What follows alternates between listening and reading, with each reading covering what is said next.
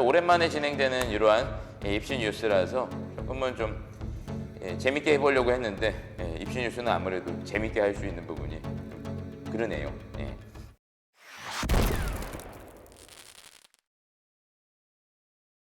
여러분 반갑습니다. 오랜만에 찾아뵙는 입시 뉴스 시간입니다. 오늘 소개해드릴 내용은요, 2022학년도 대입 전형에서 좀 놓치지 말아야 될 몇 가지를 소개해드릴 건데요. 오늘은 그 중에서 4가지만 먼저 좀 말씀을 드리겠습니다.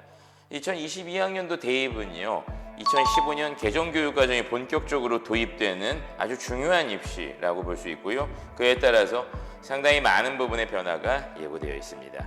그 첫 번째로는요, 수능 위주 전형이 선발이 증가가 지속적으로 이루어진다. 좀 뻔한 얘기긴 하죠. 총 75,978명을 선발을 하고요. 이거는 전년 대비 5,207명이 증가한 부분이라고 보시면 되겠습니다. 수시 미등록 2월 인원 요 정도까지 고려하면 그 수는 상당하다고 볼 수 있을 텐데요. 지금 학령 인구가 급감하고, 다시 말하면 수험생 수가 감소하는데도 불구하고 정시 인원이 확대되었다는 점, 이런 부분은 상당히 시사하는 바가 큽니다. 이 입시를 위한 카드로 되게 중요하게 고려할 수 있는 그런 발판이 마련되었다고 말씀을 드릴 수가 있고, 여기에 따라서 정시를 계속 끌고 가는 것도 역시 중요하지만은 내신을 챙기다가 어느 포인트에서 정시 도전이 이루어질지 그 시기를 파악하는 것도 무엇보다 중요하다고 볼 수 있습니다. 두 번째로는요, 학생부 종합전형 이 평가 자료가 대단히 많이 축소되었다는 부분인데요. 학생부 종합전형은 재학생이 좋은 대학을 갈 수 있는 가장 유리한 전형이라고 말씀드릴 수가 있습니다. 학생부에 일단 기재되지가 않는 부분이 방과 후 활동, 그 다음에 소논문 기재가 더 이상 되지가 않는다는 점 꼭 기억을 해두시고, 그 다음에 정규 동아리 외에 이 자율 동아리, 이 자율 동아리가 기재되었던 부분도 1년에 1개만 기재되고, 그 내용도 마찬가지로 단순한 동아리 소개에 그치는 좀 형식적인 부분으로 전락했다 볼 수 있습니다.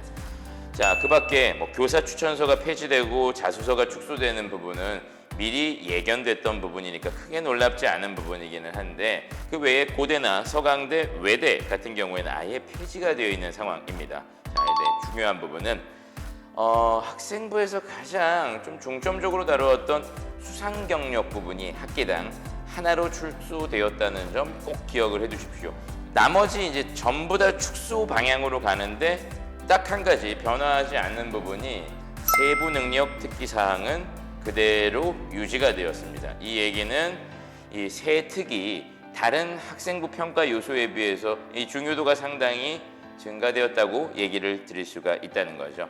요약해서 말씀드리자면은 백화점식으로 이렇게 주워 담았던 이런 스펙 쌓기 위주의 전형이 아니라 양보다는 질을 확보를 하는 것이 보다 좀 강화된 부분이라고 말씀을 드릴 수 있겠습니다.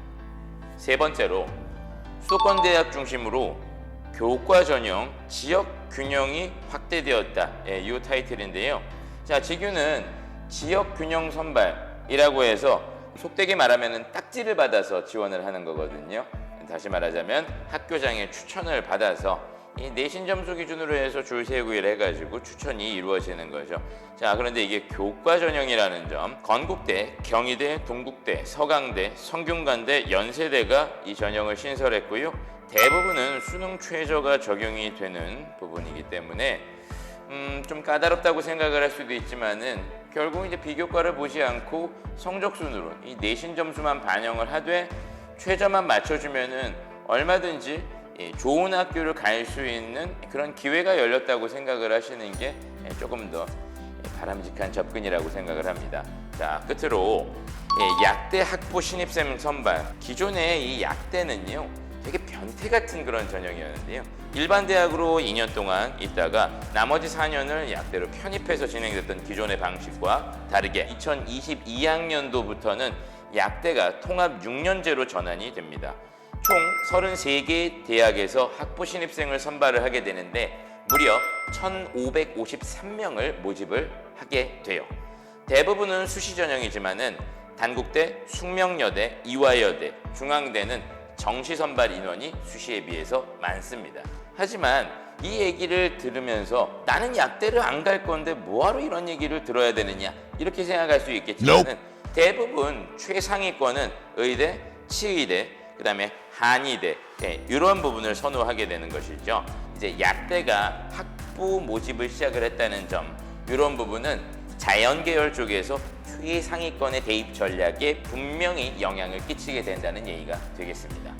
자, 근데 이 최상위권이 아니면은 난 이 얘기가 이제 상관없는 얘기냐? 그것도 아니죠. 무려 지금 1,553명을 통합 6년제로 모집을 한다는 얘기는 이 자연계열은 상위권부터 시작해서 컷 라인이 조금씩 낮아질 수 있다는 점입니다. 그러니까 상위권이나 중위권 학생들이 보다 좋은 대학, 좋은 학과를 지원할 수 있는 그런 기회라고도 볼 수 있다는 점이죠.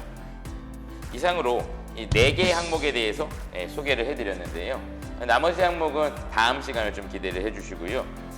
입시 뉴스는 사실은 뭐 자기 얘기가 아니라고 생각을 하는 그런 경우가 좀 많이 있기는 할 텐데 이게 미루고 미루다가 결국은 여러분도 언젠가는 고3이 된다는 점 명심을 해두시고 전체적인 트렌드 같은 것들은 좀 같이 짚어볼 필요가 있겠죠.